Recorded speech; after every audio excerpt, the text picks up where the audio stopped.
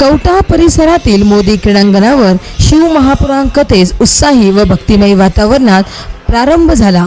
कथा श्रवणासाठी मराठवाड्यासह महाराष्ट्र आणि देशाच्या कानाकोपऱ्यातून लाखो भाविकांची गर्दी पाहायला मिळाली।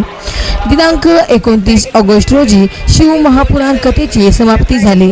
या कथेला ऐकण्यासाठी महाराष्ट्र, कर्नाटक, तेलंगणा यासह लाखो भक्तांचा महासागर उसळला होता।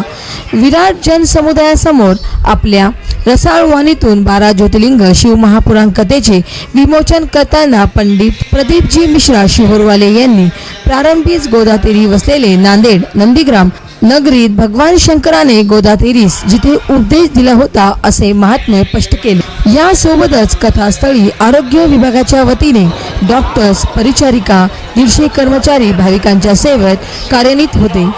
शिव महापुराण ऐकण्यासाठी आलेल्या भाविक भक्तांना सेवा म्हणून एज्युकेशन शाळेचे संचालक प्रवीण रावते यांच्या वतीने खिचडी वाटप करण्यात आली व तसेच अनेक भाविक भक्तांनी सेवा म्हणून फराळाचे वाटप करण्यासाठी पुढाकार घेतला होता। यावेळी प्रशासनाने चोख नियोजन केले होते। महाराष्ट्र वाईब न्यूज प्रतिनिधी सखाराम क्षीरसागर, नांदेड।